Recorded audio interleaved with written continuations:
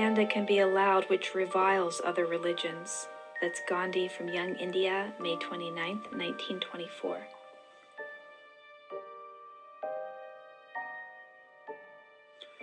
I regard this as the underlying, most profound discovery of ancient India, that all religions are simply forms that help certain people in certain cultures achieve the one goal of self-realization. So to say that one religion is superior to another is really to compare apples and oranges. And that simple realization alleviates an enormous burden of conflict and animosity in the world.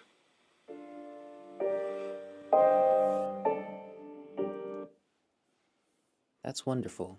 And from the Taoist perspective, of course, there are many pathways to the Tao. There's room for everybody toward cultivating self-realization,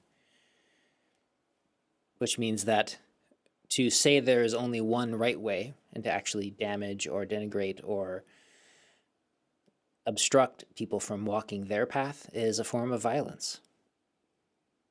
Unless, of course, their pathway that they think they're taking is also enacting violence. Then, of course, I would say that they are not on a path towards self-realization, because violence does not lead to any place harmonious. But to understand ahimsa, this quality of nonviolence, isn't just about not harming people's bodies, but also nurturing and protecting their dignity as well. And that obviously must include their chosen expression of faith in the path that they choose to walk toward bettering themselves, the many paths that we walk during our lives.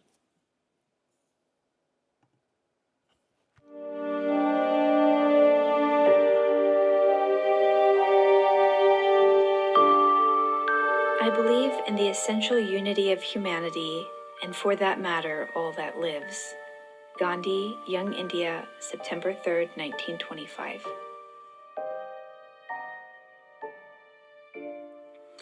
We are beginning to realize in our civilization also that it has an underlying fundamental, well, let's just say mistake, and that is to believe in the reality of separateness.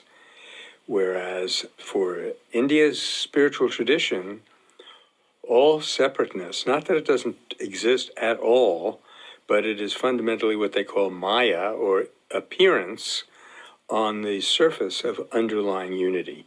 And once you've grasped that, nonviolence is inevitable, and as are many other things that we might consider reforms.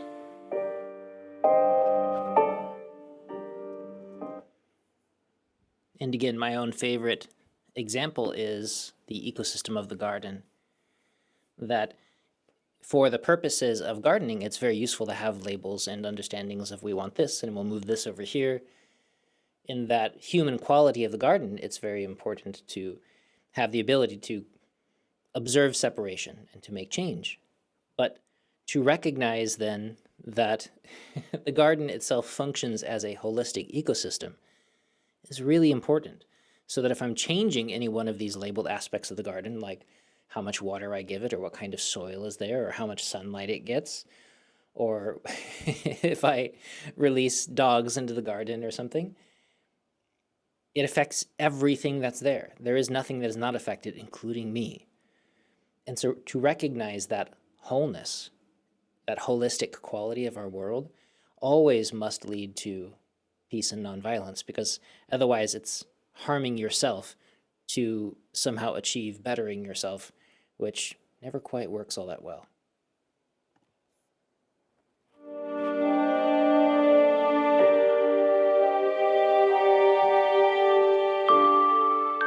Make your hearts as broad as the ocean. Gandhi, Young India, January 1st, 1925.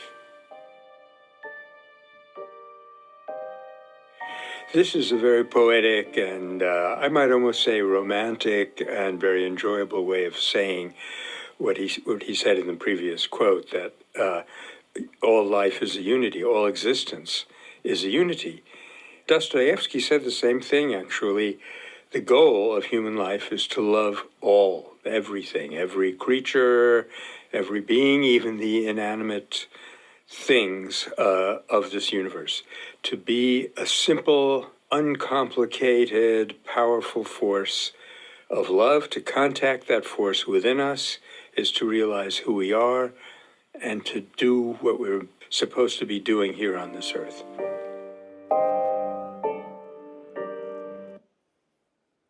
And that very important reframing that to be loving, to be open with this uncomplicated ocean of a heart, is one way of saying that is to become whole, to heal. And that the lack of that expansive open-heartedness is actually a kind of illness worth treating, worth preventing the illnesses that come from a closed heart or a bitter mind. And so we must allow ourselves to expand, not just in some high-minded ideal hoping to change the world, but for our own sake as well.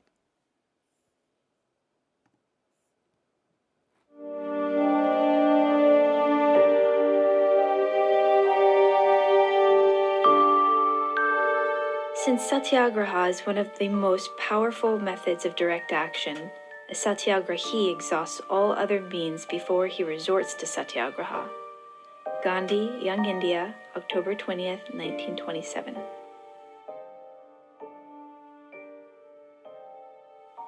Because we feel often mistakenly that we're weak and helpless, we tend to reach out to drastic measures.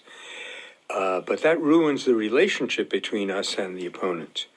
Actually, the winning strategy is to proceed on the basis of trust, on the basis that the opponent is willing to listen, to enter into dialogue, and only when it is proven that he or she or they is not, then we advance to satyagraha, which can go, all the way to the final sacrifice if necessary. So that, even though we don't have to go that far, it does show us that really, as Gandhi has said elsewhere, there's no such thing as defeat in satyagraha, in nonviolence.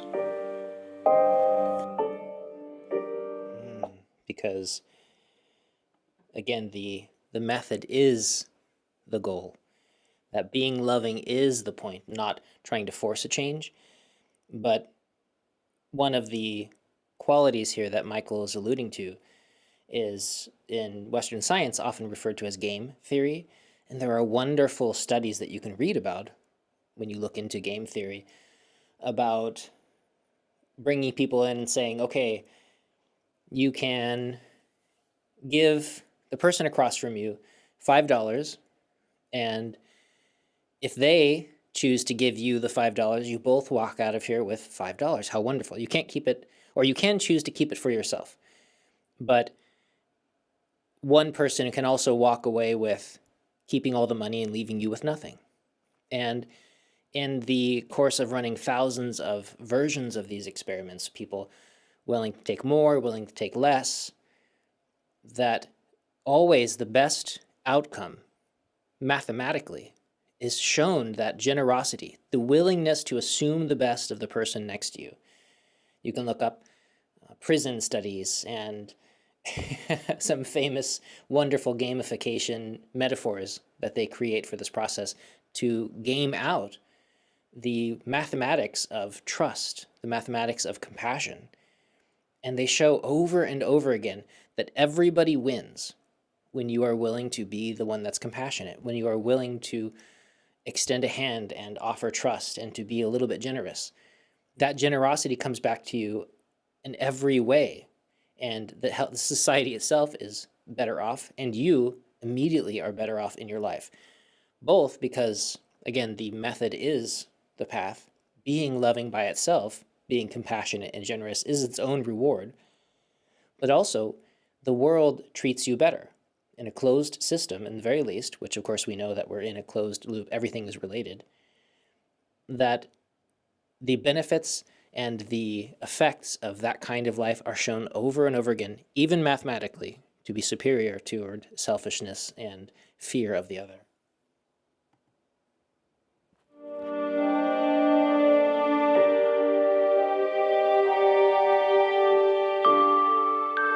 Before they dare think of Swaraj, they must be brave enough to love one another.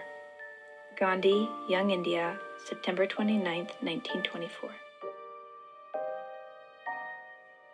Swaraj literally means self-rule, and it has a political definition, of course, national independence.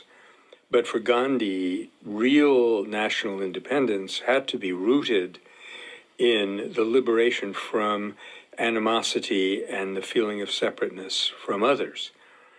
What we're seeing today is often the negative proof of what he said. That people, nations, they fight to get themselves free from other countries before they've gotten free of their own hostilities against one another, and then things fall apart. So even though it seems like a long way around, it really is the surest, swiftest way to real liberation, Swaraj, is to recognize our unity and unanimity amongst one another, and then political independence comes almost by itself.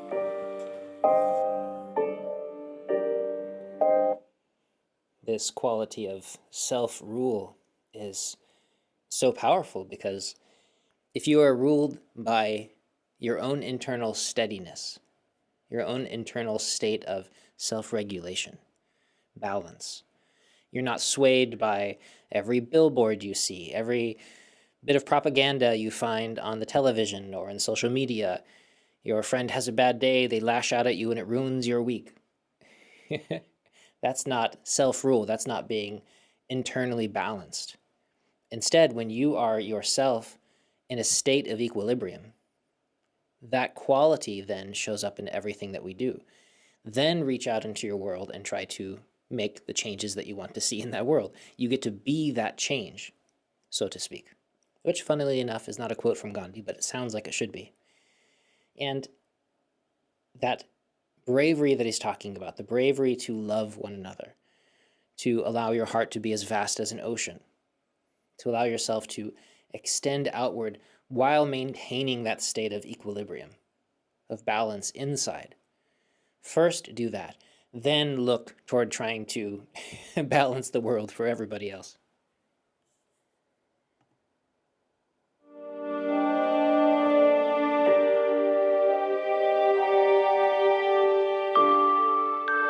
Everyone should realize this secret that oppression thrives only when the oppressed submit to it. That's Gandhi from Mahatma, Volume 7.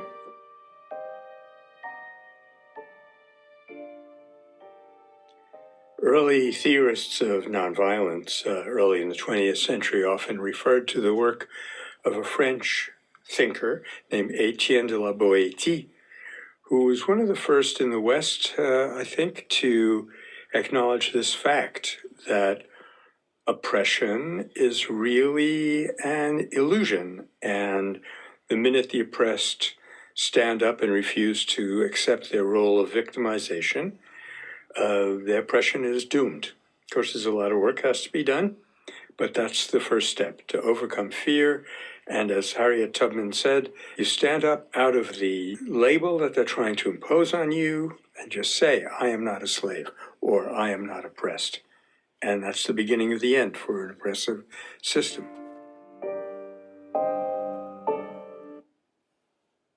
And of course, because I hear some of you saying it, that is not always as easy as it sounds for people in genuinely difficult, oppressive situations. But as we found, and even here, as Gandhi found while sitting quietly in jail, or Nelson Mandela found while sitting quietly in jail, that even though they fully oppress you as much as possible, inside it is still possible to be free. And that is the beginning of allowing liberation to spread out into the rest of your life, and then hopefully into the rest of the community, into the world. But it has to start on the inside. And if you decide that you are a victim of fate, or that you are oppressed by somebody and you've lost your ability to be free inside because of the actions of somebody else, then you are misunderstanding your place in the world. So the first thing to do is become free on the inside, and then allow that freedom to express itself externally.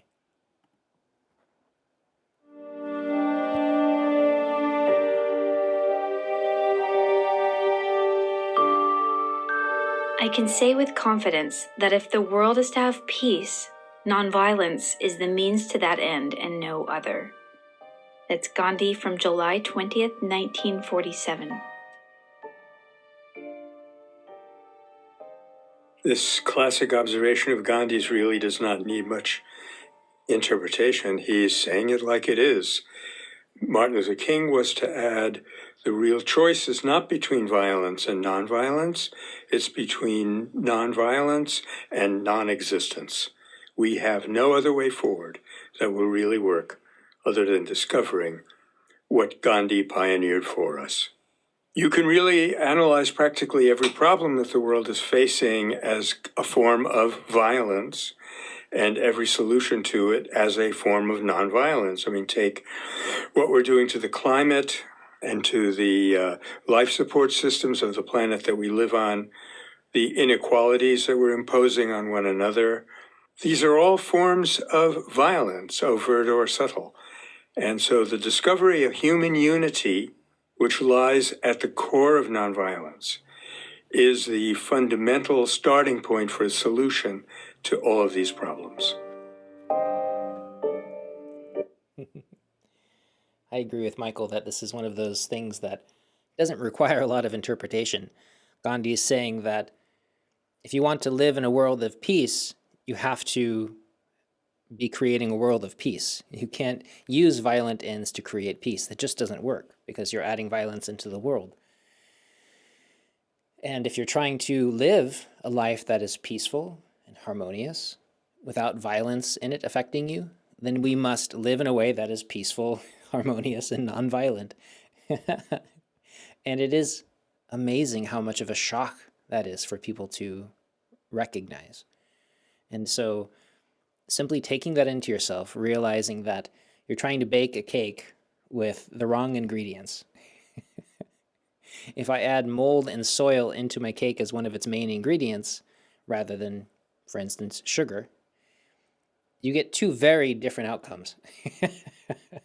And you can look around the world and see which ingredients most people historically have tried to add and somehow are surprised by the flavor of the cake that they've baked into the world.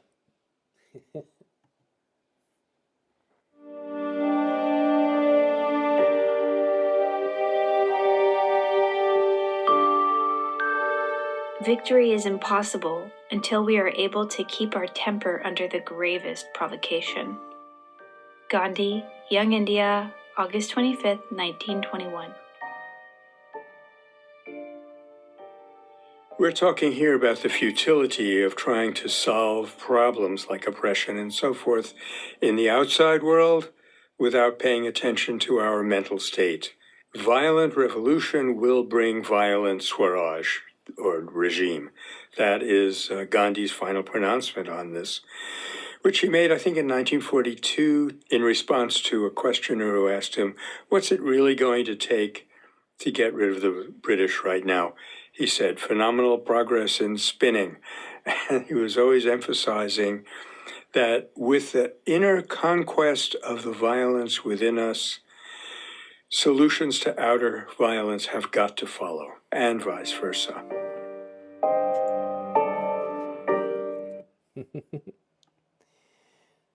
Yeah, it's such a tremendous goal to set, recognizing that with the greater the amount of pressure they were placing on the empire that Gandhi was living in at that time. This is a long time before the Salt March, for instance, but while he was still busily training for decades at this point with his ashrams and his crowds of people preparing to be able to remain calm and even loving and compassionate while being hit with a billy club or trampled by a horse. And these are terrible things that happened. And they practiced being able to maintain their composure and to not themselves resort to violence, to become free of that, so that by the time that they actually put the pressure on to the imperium that surrounded them, the people that had the guns and the right to be violent, that they themselves did not make it worse. They themselves put a moral pressure on the imperial government by being the moral creatures, by being the ones that were able to be calm and civilized in the face of barbarism. And that forced the English to look at themselves and to say, what am I doing here? Is this how I want to be? Said each British soldier to themselves. And gosh, that is so powerful. Constantly inspiring. But of course, as people, we begin with being calm when our tea doesn't turn out quite right, or if we're trapped in traffic. But that is a place to start. It's the same method. It's just a matter of degree, not kind.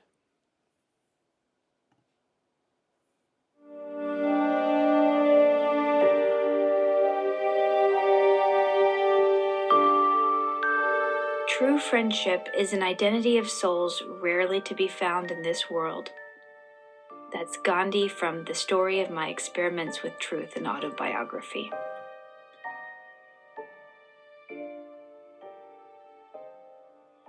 There's a hard lesson, but a vital lesson to be learned here, that you really are someone's friend only when, as Gandhi said elsewhere, you feel another's pain as your own. That was the burden of a famous Gujarati song that Gandhi used to like very much, that when you can really experience the world through the eyes, through the mind and heart of another person, you will automatically do what is for that person's well-being, even if it's hard, even if they don't like it at first.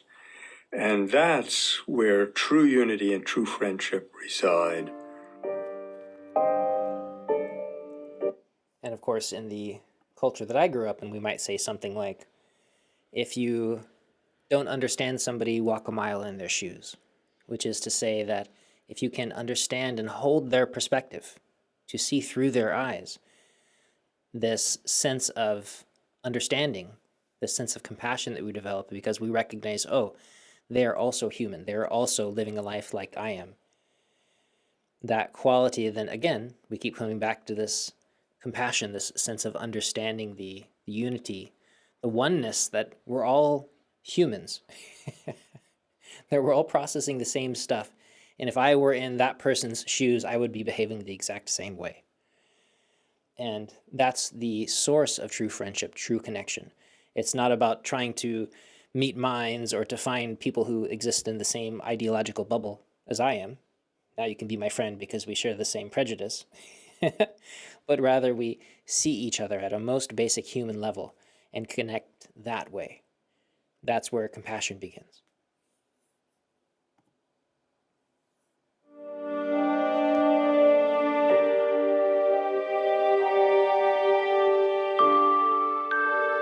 We cannot command results. We can only strive. Gandhi, Young India, January 8th, 1925. When I was teaching my nonviolence course at Berkeley, I came up with this expression, the Gita theory of action. You choose a right goal, you use the right means, guess which, nonviolence, and here's the critical part, you step back from the results. You don't triumphalize over some success and thereby ruin everything. If you can do all those three things, success is assured. If you can't, it's not. And it's important also to add that this applies to all action, whether it be on the smallest possible scale, petting the cat on the way out to breakfast this morning, or liberating a country of 300 million people from an oppressive regime. Those principles will apply. Choose the right goal, use the right means, otherwise known as nonviolence, and do not cling to the results for your own benefit. Now, this part can actually be pretty subtle, and it goes together with the firm belief in India that we are not really doing anything. It is God doing things through us, and our role is to be as transparent an instrument as possible.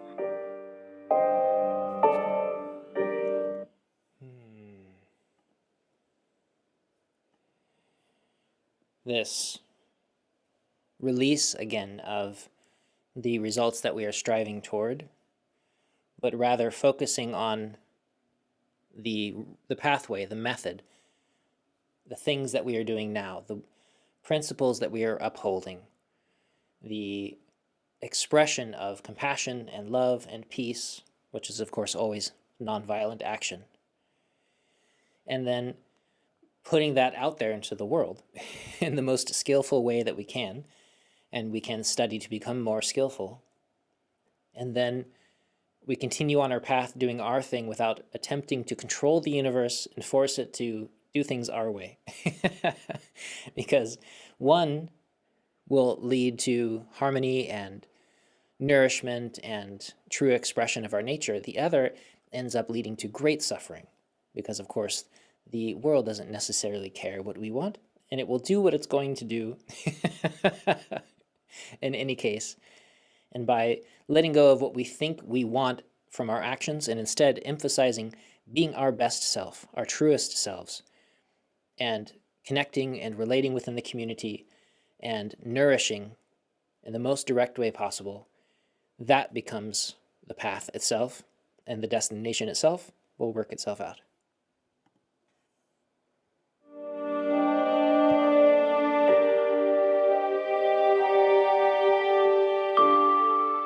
We do not exaggerate when we say that life is a mere bubble. It's Gandhi, Young India, October 16th, 1935.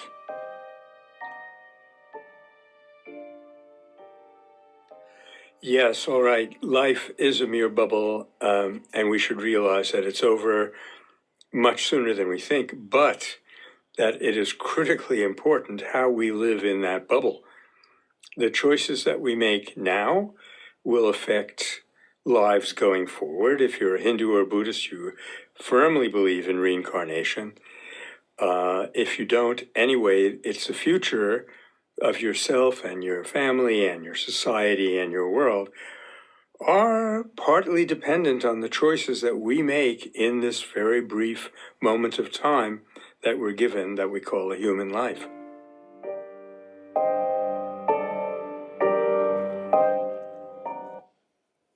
I think that is so beautiful. And for instance, myself, I'm neither Hindu nor Buddhist, and I do not have any belief at all around reincarnation, no experience with it whatsoever. And yet, by recognizing that our life is this incredibly fleeting opportunity, it doesn't make it matter less, it doesn't make it insignificant, it makes it that much more significant. It's the only game in town. It's the only gift that we're given. And especially for me, because I don't necessarily have a belief around life after life, what that makes this is the only treasure that I have. That time in this life and this opportunity to live as well as I can, to be my very best version of myself, this is my one shot.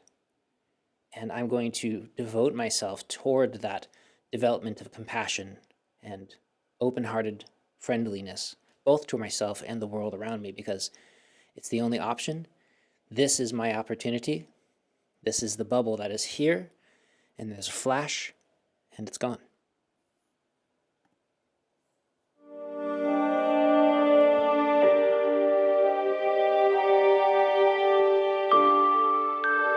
Avoidance of all relationship with the opposing power can never be a satyagrahi's object, but the transformation or purification of that relationship. Gandhi, April 29th, 1939. Another hard lesson, and again, another one that lies right at the core of nonviolence, that simply getting something done in the outside world, even if it's the right thing to do, does not make an effort nonviolent. What makes it nonviolent really is that when opponents become friends. A classic, spectacular example being the friendly relations that obtain right now between Britain and India versus the bitterness that came with the end of the Algerian liberation earlier in the century. In Algeria, liberation was won through violence and it led to alienation. In India, it was won through nonviolence and it led to amity, it's cooperation.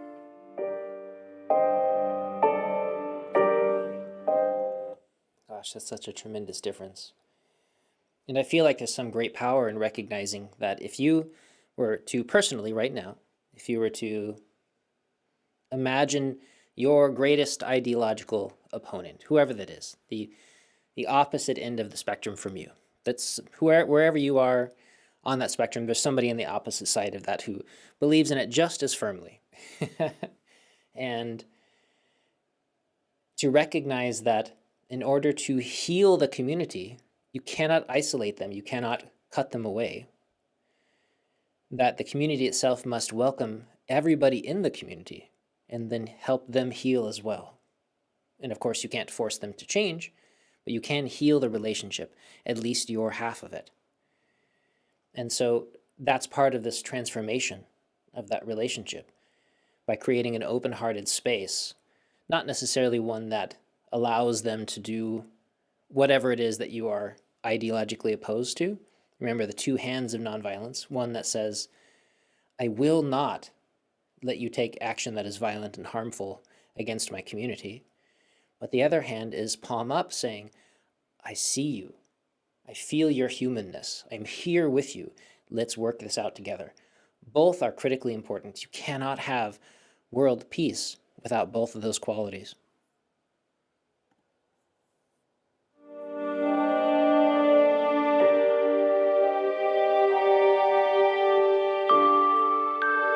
The truth is that cowardice itself is violence of a subtle type and therefore dangerous and far more difficult to eradicate than the habit of physical violence. It's from the collected works of Mahatma Gandhi. This was a really important insight when we were getting started with nonviolence and studying Gandhi, because the tendency was to regard cowardice and avoidance as a form of nonviolence.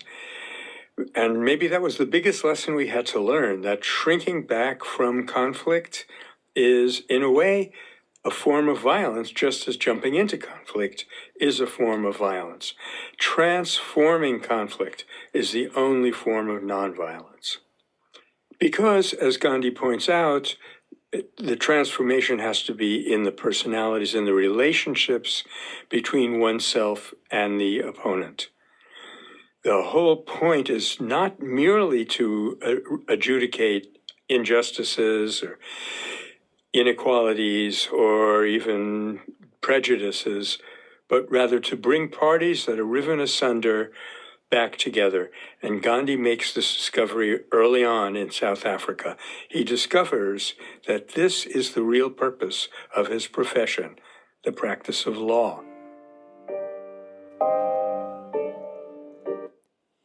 In my own experience, I've been around so many storytellers and historians, and the stories that they're often being told are of the brave warriors in the world. And so often there are people who rush out and extol and enact violence upon the world, and these become the heroes of the culture. And yet, there are so many people who I see living their day to day. I've seen with my own eyes people who go out, they spend their whole lives taking care of others, setting aside their personal wants and what they think they desire, and living their lives in a wholesome, compassionate, loving way, healing their community, constantly reaching out to others, constantly aiming to make the world a better place. And to me, that is such a huge source of inspiration. To me, that is what genuine heroism looks like. Not to, again, downplay or denigrate the people who actually go out and are soldiers, young soldiers perhaps, doing their best on the field of battle and dealing with the violence later that they had to perpetrate. They were told to perpetrate upon a supposed enemy. I understand why some people would call them heroes. And at the same time, there is another way, one that doesn't lead to suffering of anybody, that leads to the betterment of the whole world, one that doesn't require a parade, that isn't looking for a big cash payout. People can set aside their whole lives and build up the world and make it a better place. And so often, the stories of these heroes is not told because it's not flashy, because they get up every day and they do the same thing. They do some self-care. They live their life quietly and well, slowly uplifting everybody around them. And to me, that idea of heroism is very uplifting. It's very energizing. It is the opposite of cowardice. To be a pacifist is not to be passive. To eschew violence doesn't mean you do nothing or to run away. It means you run toward the space to transform the violence, as Michael says, to help heal that space, not just to avoid the pain.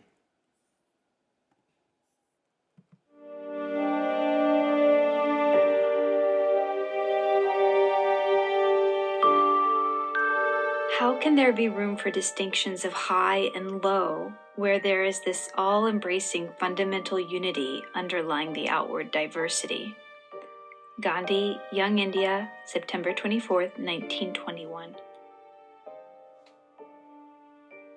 The German philosopher Hegel is the one who coined the term unity in diversity, and I've often thought that this is the biggest missing idea in modern civilization.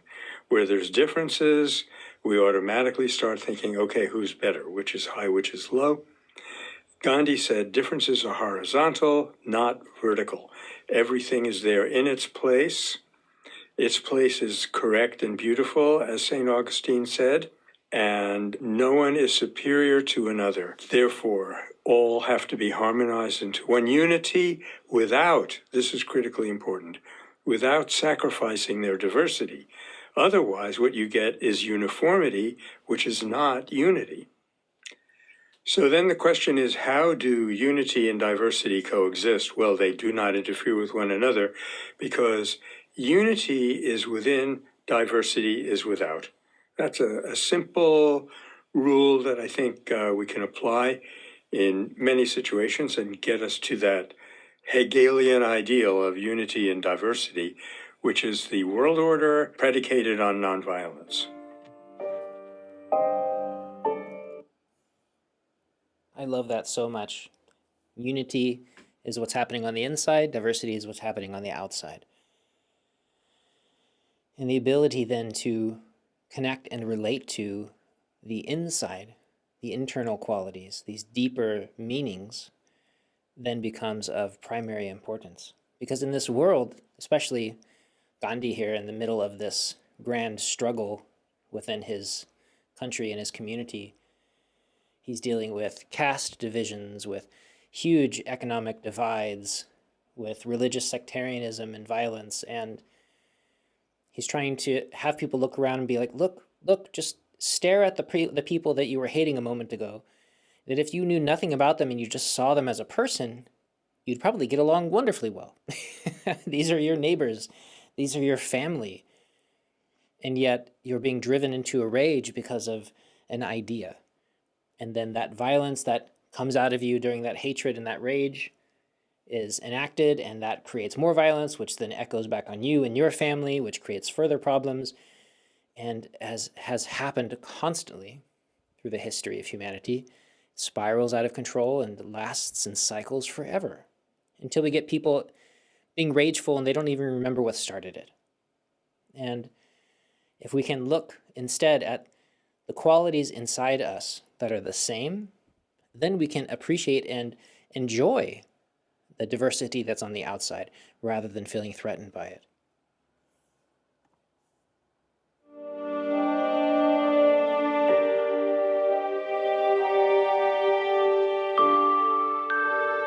I shall lose my usefulness the moment I stifle the still, small voice within. Gandhi, Young India, September 24th, 1921.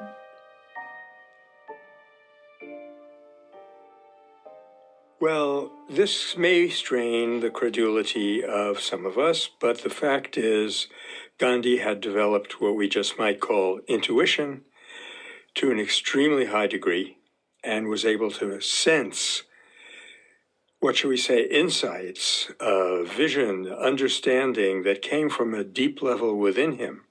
And that was really the secret of his external success, as he more or less says here. Without that, he would have just become, another social worker, another reformer. But with that, he became an unstoppable force that led to the greatest change, I think, has happened in modern history.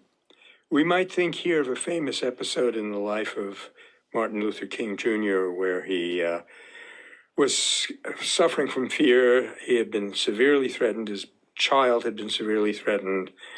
And he went down making himself some coffee in the middle of the night and heard a voice. He heard Jesus say to him, "Martin Luther, go on, and I will be with you." Well, that is the voice that Gandhiji listened to on many, many occasions, perhaps you could say always. And that's what gave him his tremendous power.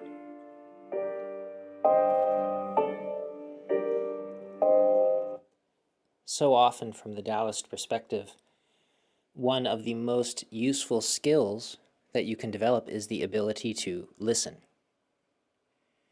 And in this case, we're talking about listening to what Gandhi calls and other people have called that still small voice. It's this quiet voice, this quiet knowingness inside that we often are unable to hear because we have so much noise in our minds, so much feedback from a nervous system that's going haywire, so much emotional blowback from repression and huge feelings washing around all over us. And that's to say nothing of social media and all of the things that we've come to become used to in our age these days.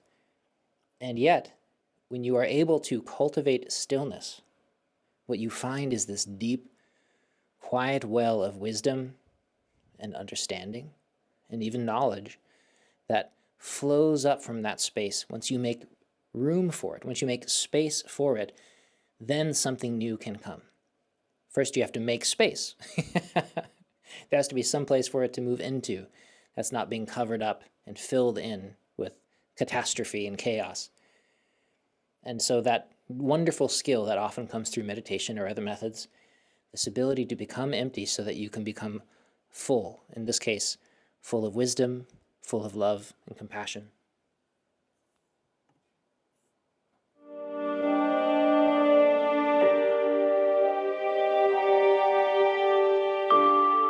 If there were no greed, there would be no need of armaments. It's from the mind of Mahatma Gandhi. The term we use for this today is intersectionality. I'm not sure I like it, but it does the job well enough. It's the recognition that we cannot solve violence in one compartment of life and leave the others nonviolent. Gandhi will recur to this idea several different ways. It's extremely important for us to realize that all of our problems are interconnected and then choose a strategic way of addressing them such that the impacts of our success will radiate out into all of the other areas of difficulty. So, case in point, greed causes the need for acquisition, for taking from others what they need and you don't, and that means you have to protect what you've got through armaments, through violence. So that's just one example of this intersectionality, a very important one. And I agree with Michael. It's a very university scholarly word that people sitting around looking at Bayesian logic and bubbles drawn on pages looks and called it intersectionality. But it does do the job, as he says. And it's interesting in Taoist practice, one of the ways that we cultivate that understanding is through the study, for instance, of I Ching, the Book of Changes, the Zhou-yi.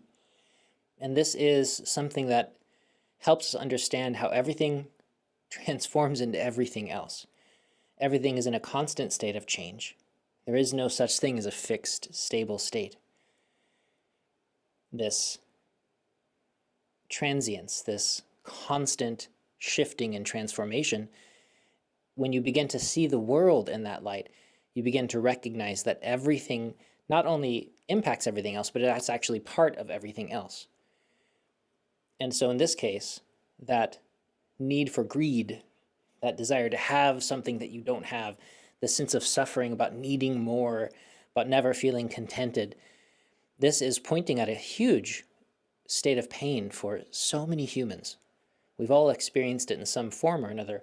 And yet to recognize that you can heal that, from the Buddhist perspective, greed, hatred, and delusion. These are three poisons that without them, we can live a free and happy life. But when they're there, they're not just a poison that poisons you, but it's like pouring poison or some sort of infectious agent into the water. And it spreads and it affects everybody around you and everything that you do. All the choices that you make have this coloring of greed behind it. And to be free of that, oh my gosh, it adjusts everything in your life. It feels completely different because you're no longer striving to have something that you don't have, trying to stop somebody else from getting it before you. Can you hear all of the international politics in that? And so simply by setting that process down, this grasping quality of humanity, and finding a way that's a little bit more wise and measured, suddenly we don't need nuclear weapons. We don't need to worry about somebody invading us from next door because they just want our land for some reason. They want our resources.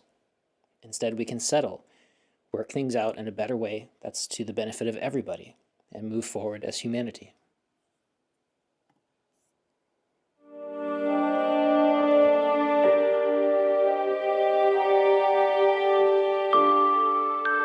On Tolstoy Farm, we made it a rule that the youngsters should not be asked to do what the teachers did not do.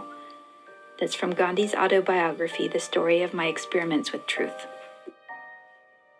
This was, again, an important principle with Gandhi, not to ask other people to do what he was not willing to do himself. Often he would go without certain food because other people couldn't eat it. And frankly, that is a secret of the great power that he held over people. He never adopted a pose of superiority. The attitude always was, I'm in this with you. Then he was in a position to make rigorous demands of people, which they would be more likely to follow.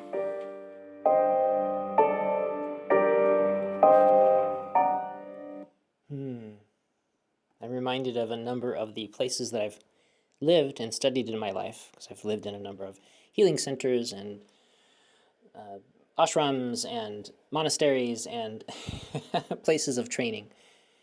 And it's fascinating because, for instance, at the Taoist monastery where I'm living at the moment, the master there is willing to do the most dirty jobs.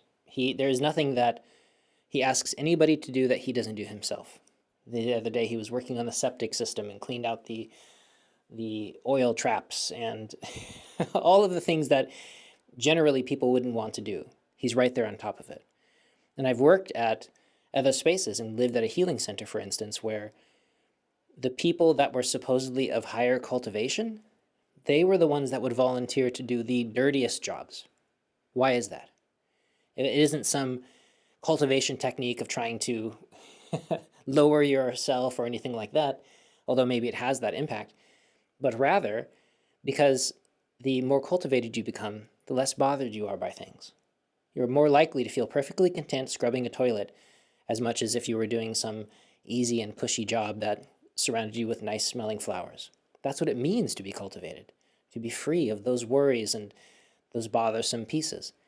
The need to do something that makes you look good in front of others. Instead, they give you the job where nobody really sees what you're doing, but it's a necessary job. It's a dirty job. And the higher you are on that ladder of cultivation, so to speak, the more spiritually adept you become, the more free you become of the need to do the easy things. And so, what a difference that is from the corporations and the world where we live in, where the hardest jobs are given to the people with the least respect, and the jobs that are cushy are given to the people with the greatest respect. And in the spiritual tradition, it should be the other way around. And I can tell you that it generates a huge amount of respect for the people that you see doing those things, with a smile, with a willingness to keep going. They're not exhausted by it, they're not worried about it, but instead they're nourished by the chance to do something important and necessary and to save other people the pain of having to do something that's hard for them. And I find that very inspiring.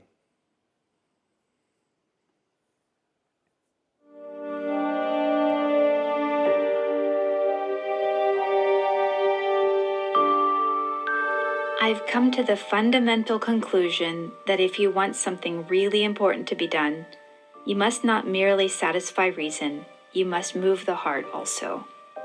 Gandhi, Young India, October 14th, 1926.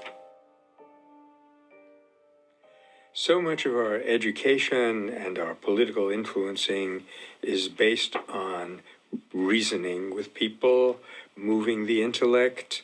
Gandhi's intelligence, his understanding of human nature, was deep enough that he saw that we have much, much deeper sources of motivation than the intellect, and that he had to invent a method of appealing to those deeper resources, and he found that the way to do it was to take on suffering.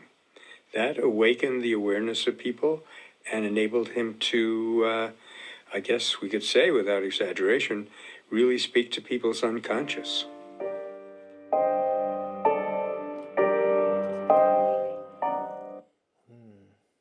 There's a famous quote: if you do social work or help people who are involved in deep conspiracy thinking, or they've been lost in some delusion, for instance, perhaps with psychological disorders, is that you cannot reason somebody out of something that they did not reason themselves into in the first place. That we need to find a way that people are moved from a deeper quality in their nature, from their loves, from their genuine values, the foundations of who they are. And it's funny because so often identity, which can be a poison, but it comes into play here because when somebody identifies with a group, for instance, maybe a cult, they take on that identity before they even know, usually, what the cult believes, the values of the cult. And then what you can see is once they take that identity on, their values change. What they think is true changes. And they cannot be reasoned out of that unless they're willing to release that identity in the first place, which can be really scary and painful for people, which is why if you're having talks with people who have very strange beliefs, maybe they are believing in the flat earth or something, you will hear them going in logical loops because it's too scary to challenge this idea that they have about themselves. It's not about the facts, usually. It's about their feelings about themselves, their values, their deeper idea of who they are as people. And so one of the ways to become free of that isn't to deal with the ideas and the specifics, trying to argue them out of that position, but rather to help them shift their sense of identity, their sense of value, and recognize something different about themselves. And then very often the ideas shift along with it.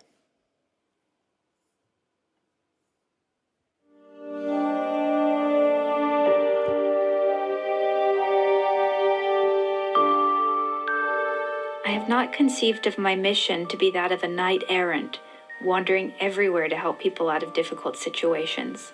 That's Gandhi, June 28th, 1942. Gandhi was always at pains not to be taken for some kind of miracle worker. That would do the last thing that he wanted, which was for people to give up their sense of agency and load it onto him. Whereas what he wanted to do was the exact opposite, to awaken people so that they realized their own agency.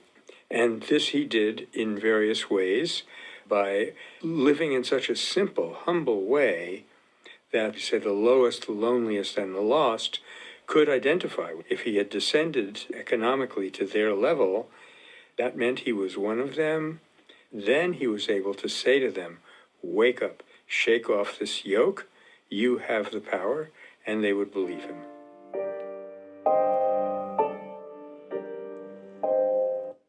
And such a powerful way to connect to your community is by living with them, being one of them, so that they can see that you are not separating yourself, you don't think that you're better than them, as of course, especially in societies that deal with caste systems and very strongly separated elites, and the willingness to say, hey, I'm happy to live like you. Your life is hard, and I'm happy to live a hard life with you because we want everybody to get better.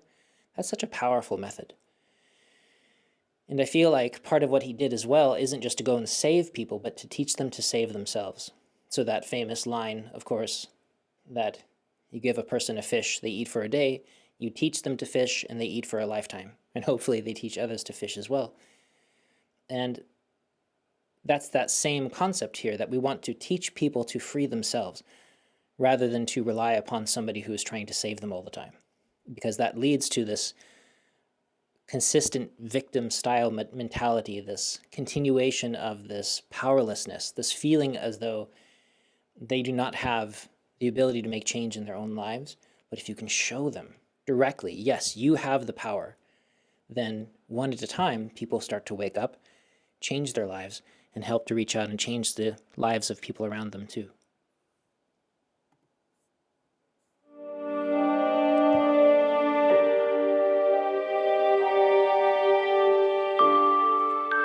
Mutual trust and mutual love are no trust and no love. The real love is to love them that hate you, to love your neighbor even though you distrust him. Gandhi, March 3rd, 1946. This is a hard teaching, but we have to face it. We talk about love so much. We, use it in the salutation of letters very casually. But Gandhi is taking it down to its real meaning, which was you do not wait for a move from the other person. You offer what you feel that other person needs, and then even if they don't reciprocate, you stand by your attitude. So it's not tit for tat. It's I'm going to give you something because it's the right thing to do, and I am not dependent on your reaction.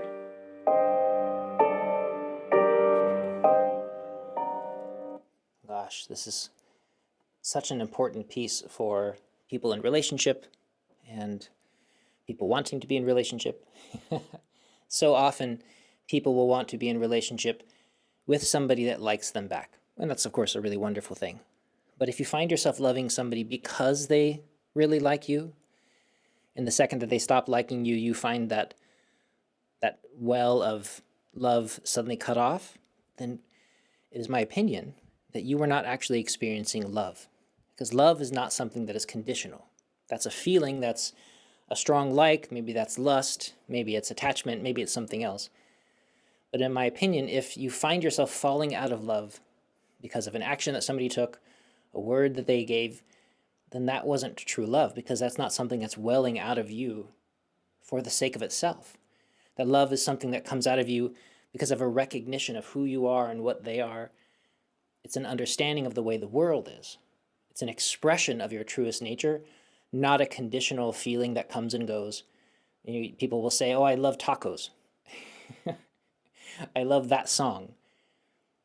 And maybe that's true, but if you find yourself one day not liking tacos and suddenly you're sick of that song, that's not really the word that we should be using. And so, of course, in languages like Chinese, they have wonderful differentiation of words like that.